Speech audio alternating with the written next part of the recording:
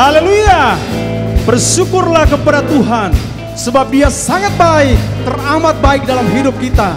Hari ini kita bersuka cita di dalam Tuhan. Kita berdoa kepada Tuhan, menaikkan syukur kita kepada Tuhan. Oleh karena itu, mari naikkan pujianmu kepada Tuhan. Katakan, Engkau sangat baik, teramat baik dalam hidup kita. Haleluya.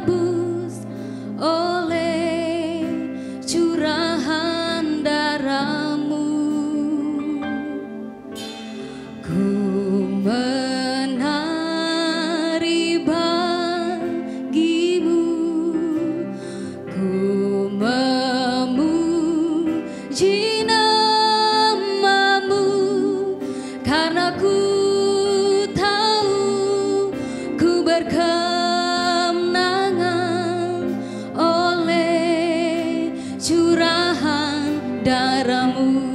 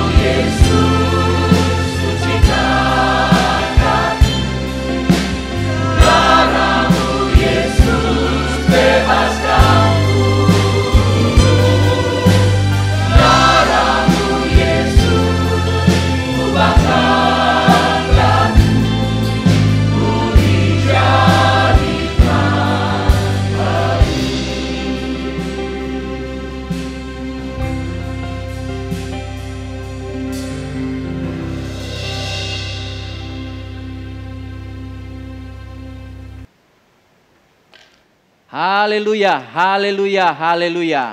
Salam sejahtera bagi kita semua, Bapak Ibu, Saudara-saudari. Puji Tuhan, oleh kemurahan Tuhan kita masih bisa beribadah melalui apa yang disediakan oleh kemajuan teknologi, yaitu lewat YouTube. Kita bersyukur kepada Tuhan untuk apa yang Tuhan berikan kepada kita dan kita bisa pakai dalam melakukan ibadah. Hari ini saya mau menyampaikan firman Tuhan dengan judul bersukacita, berdoa dan mengucap syukur. Bersukacita, berdoa dan mengucap syukur. Saya mau membacakan firman Tuhan dalam 1 Tesalonika pasal 5 ayat yang ke-16 sampai ayat yang ke-18. 1 Tesalonika pasal 5 ayat 16 sampai 18. Bersukacitalah senantiasa, tetaplah berdoa, mengucap syukurlah dalam segala hal, sebab itulah yang dikehendaki Allah di dalam Kristus Yesus bagi kamu. Puji Tuhan. Firman Tuhan datang kepada kita pada hari ini, memerintahkan kita untuk bersukacita senantiasa, tetap berdoa, mengucap syukur dalam segala hal. Ketiga hal yang kita baca tadi adalah 3 hal yang harus ada, senantiasa kita lakukan di dalam kehidupan kita. Senantiasa harus ada dalam segala kondisi. Setiap hari musim bisa berganti, hari berganti, minggu berganti, bulan berganti, keadaan berganti. Tetapi bersukacita, berdoa, mengucap syukur tidak boleh berganti. itu harus senantiasa tetap ada di dalam kehidupan kita, orang-orang percaya. Walaupun Bapak Ibu Saudara-saudari, kita harus mengakui bahwa terkadang keadaan tersebut, yaitu bersukacita, berdoa, mengucap syukur, tidak selalu ada. Kadang-kadang karena adanya satu kesukaran, kita bisa kehilangan sukacita. Kadang-kadang karena lamanya doa tidak kita terima, kita kemudian berhenti berdoa. Kadang-kadang karena yang kita alami adalah hal yang tidak baik, kita tidak mengucap syukur. Sehingga walaupun kita melihat dalam Alkitab bahwa bersukacita, berdoa, mengucap syukur adalah hal-hal yang harus ada dalam hidup kita. Tapi kita pun harus mengakui pada prakteknya, pada kenyataannya, pada hidup sehari-hari, kadang-kadang ketiga hal itu tidak ada pada kita.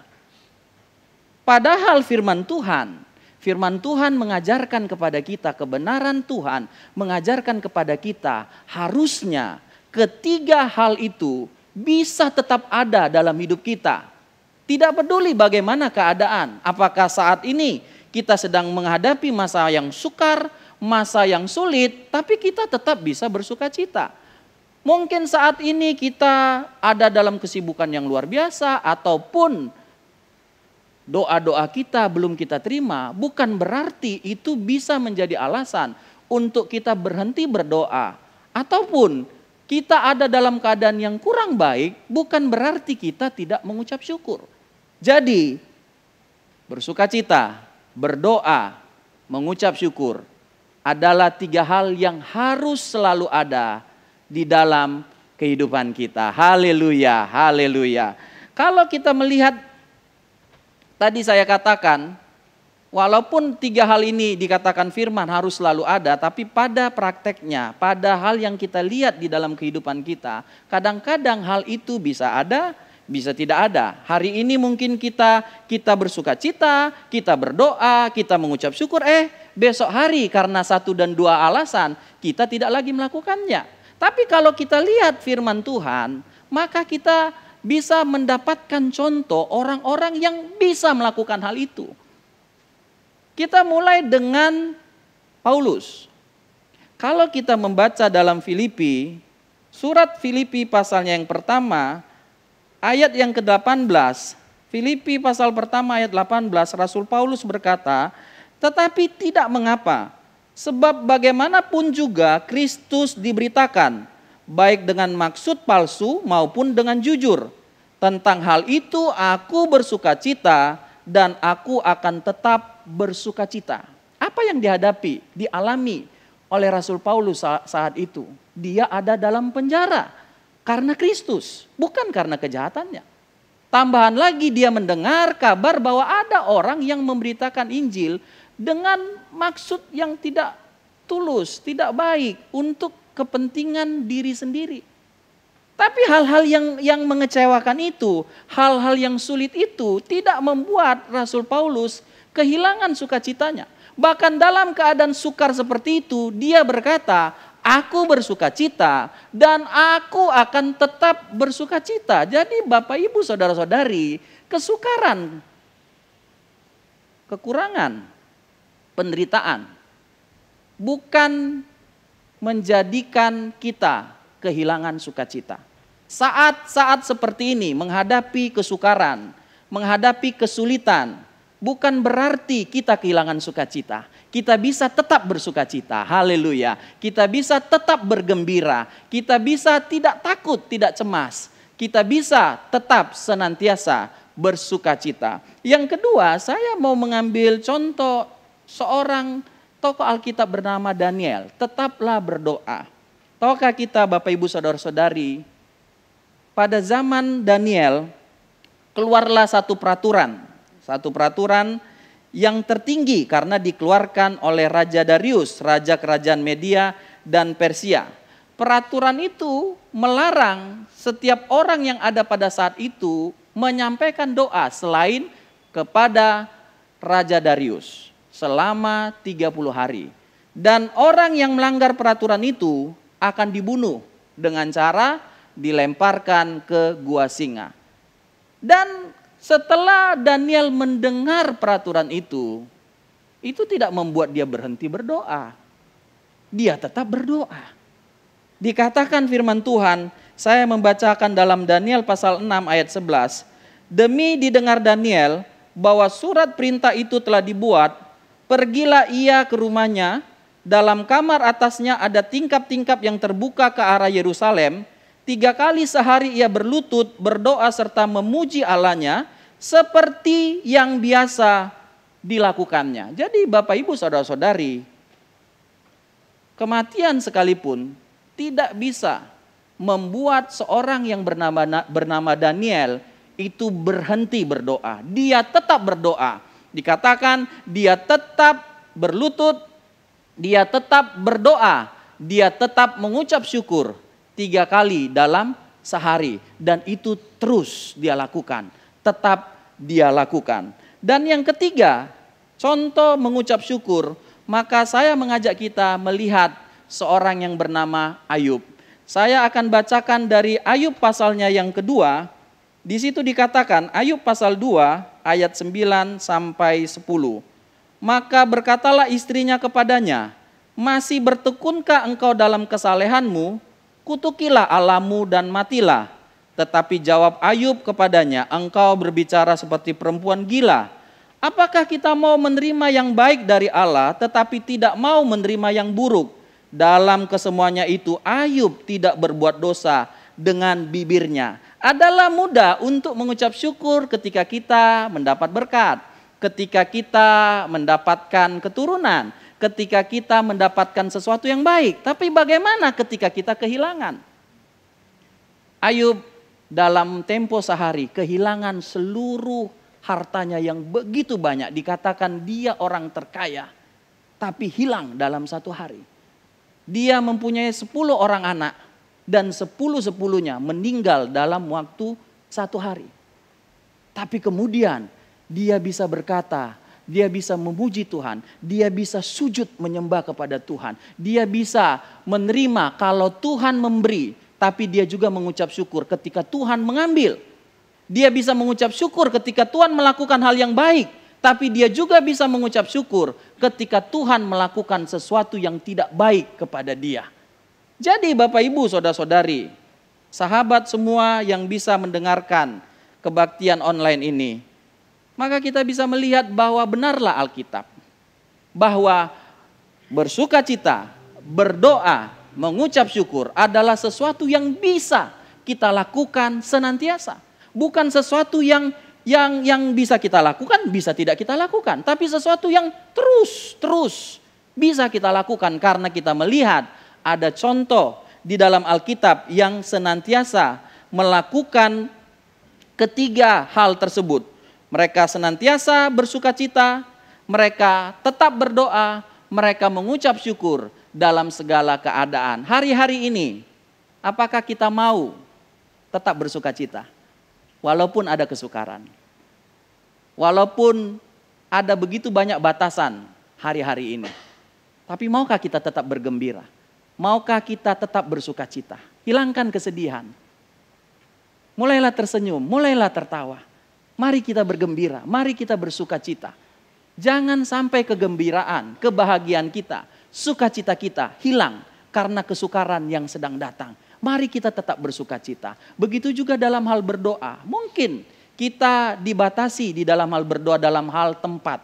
Kita tidak lagi ada di dalam gereja, tapi kita bisa berdoa di rumah kita.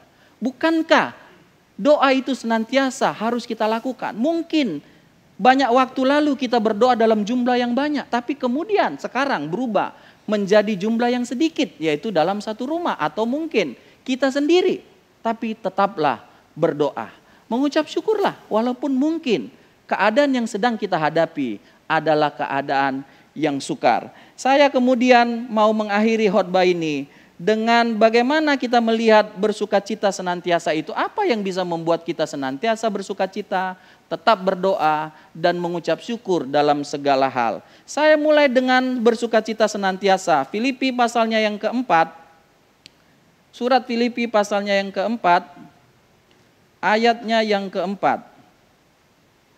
Bersukacitalah senantiasa dalam Tuhan, sekali lagi kukatakan bersukacitalah. Kalau ayat ini datang dari seorang yang sedang dalam kelimpahan, seorang yang sedang dalam kesenangan, mungkin kita bisa menerima dengan mudah. Tapi sahabat, Bapak Ibu, saudara-saudari, ayat ini dikatakan oleh seorang yang sedang dalam penjara. Mendengar begitu banyak hal-hal yang menyedihkan, ya, hal-hal yang seharusnya tidak dilakukan dalam pelayanan, tapi dia dengar berita yang tidak baik terjadi di dalam pelayanan. Tapi dia bisa mengatakan dan menasehati kita, bersukacitalah senantiasa dalam Tuhan. Lalu dia tegaskan lagi, Rasul Paulus tegaskan, sekali lagi kukatakan bersukacitalah. Tahukah kita mengapa kita bisa senantiasa bersukacita? Jawabnya adalah kalau kita ada di dalam Tuhan. Haleluya. Kalau kita ada dalam Tuhan, kalau kita ada dalam harta kita, maka kita tidak bisa senantiasa bersukacita. Kalau kita ada di dalam hal-hal yang di luar Tuhan, maka sukacita itu akan menjadi sesuatu yang bisa ada, bisa tidak ada. Ya, kalau kesenangan kita dipenuhi, kita sukacita. Tapi kalau tidak dipenuhi, maka kita bersedih hati. Tapi kalau kita ada di dalam Tuhan, karena di dalam Tuhanlah terdapat kekuatan, kemampuan untuk senantiasa bersukacita, untuk senantiasa berbahagia, untuk senantiasa bergembira. Mengapa kita susah? Kita punya Tuhan. Hal apa yang tidak bisa dilakukan oleh Tuhan kita? Mengapa kita seperti tidak ada harapan, sedih? Kita punya Tuhan, Bapak Ibu Saudara-saudari. Kita punya Tuhan yang sanggup mengatasi setiap kesukaran kita. Kita punya Tuhan yang menjamin hidup kita. Kita punya Tuhan yang bukan hanya menjamin hidup kita di dunia, tapi Dia juga menjanjikan kehidupan kekal bagi kita. Jadi apa yang membuat kita harus bersedih? Persoalan apa yang tidak bisa kita selesaikan di dalam Tuhan? Sekali lagi saya katakan, di dalam Tuhan. Jadi kalau kita ada di dalam Tuhan, kita punya Tuhan yang hebat itu, bersukacitalah. Kita harus berbangga, kita harus senang, kita harus bergembira. Kita punya Tuhan yang hebat, Tuhan yang berkuasa, Tuhan yang memelihara kehidupan kita. Lalu tetaplah berdoa. Kalau saya membaca dalam Yakobus pasal 5, Yakobus pasal 5 ayatnya yang ke-16. Karena itu hendaklah kamu saling mengaku dosamu dan saling mendoakan supaya kamu sembuh. Doa orang yang benar bila dengan yakin didoakan sangat besar kuasanya. Tetaplah berdoa karena doa itu besar kuasanya. Ketika kesedihan datang, kesukaran datang, jangan berhenti berdoa. Tapi tetaplah berdoa. Karena apa? Kesukaran kita itu akan kita bisa selesaikan ketika kita berdoa. Ketika doa kita belum dijawab, tetaplah berdoa. Karena Tuhan berjanji bahwa bagi kita yang tetap berdoa, yang tekun berdoa, maka Tuhan akan memberikan apa yang kita doakan. Jadi tetaplah berdoa karena doa itu besar kuasanya. Lebih besar dari kesukaran kita. Lebih besar daripada kemampuan kita. Lebih besar dari masalah, persoalan yang sedang kita hadapi.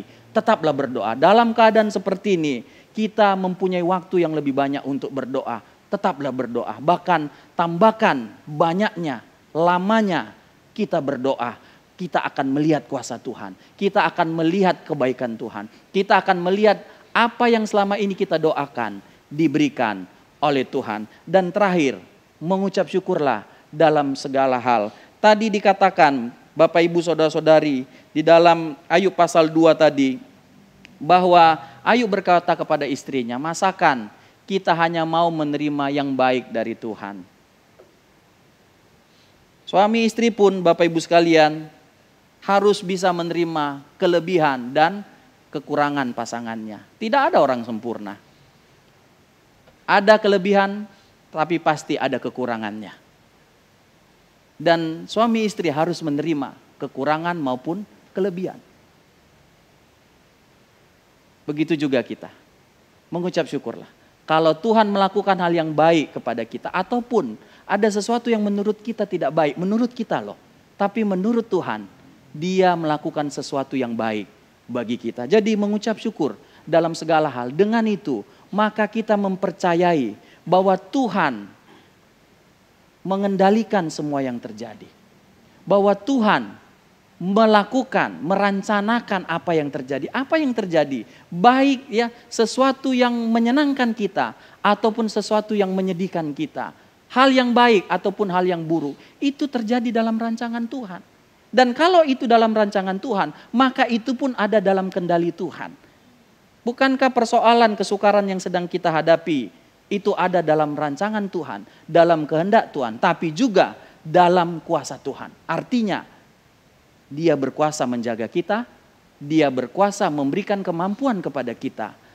Dengan mengucap syukur dalam segala sesuatu, maka kita mempercayai bahwa kesukaran yang terjadi sekalipun itu diizinkan Tuhan.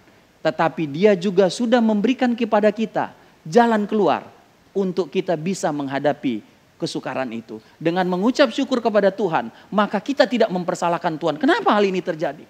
Tapi kita mempercayai, walaupun kelihatannya sepertinya jalan itu tidak kalau kita lihat secara manusia kita kayak tidak menunjukkan ya arah yang benar, tujuan yang benar. Tapi ketika kita jalani itu, yaitu kita tetap mengucap syukur dalam hal itu, maka kita mempercayai bahwa walaupun kelihatannya tidak baik, tapi ketika kita jalani, maka ada sesuatu yang sangat baik yang Tuhan sedang siapkan bagi kita. Jadi Bapak Ibu Saudara-saudari, dalam kesukaran seperti yang kita sedang hadapi, mari kita mengucap syukur. Karena apa?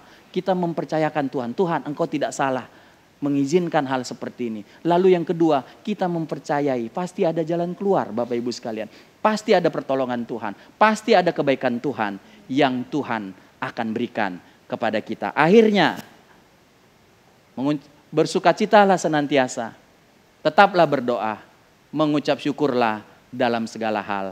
Karena itulah yang dikehendaki Tuhan bagi kita semua. Puji Tuhan. Tuhan memberkati kita semua. Mari kita nyanyikan satu pujian, Saat Ku Masuk ke Hadirat-Mu. Lalu setelah itu kita akan masuk di dalam doa.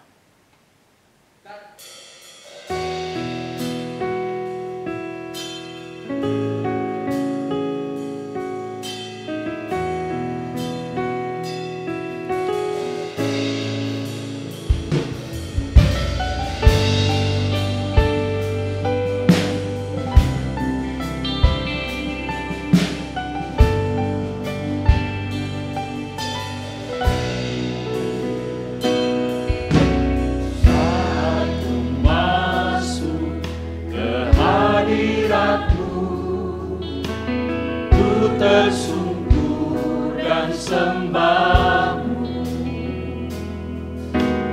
ku persembahkan korban syukurku yang terbaik bagi-Mu. Ku bawa korban syukur ke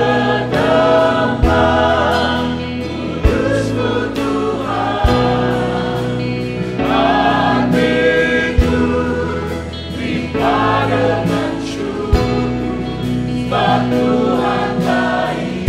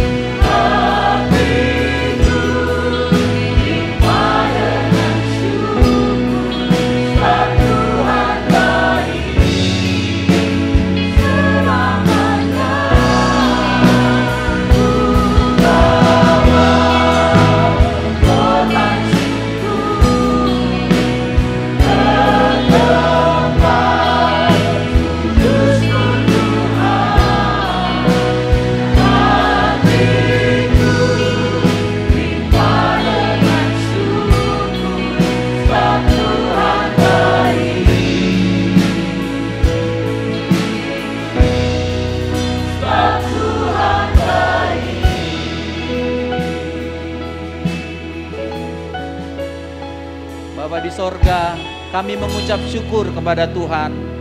Kalau kami masih diberikan kesempatan untuk beribadah, terima kasih Tuhan untuk kebaikan-Mu.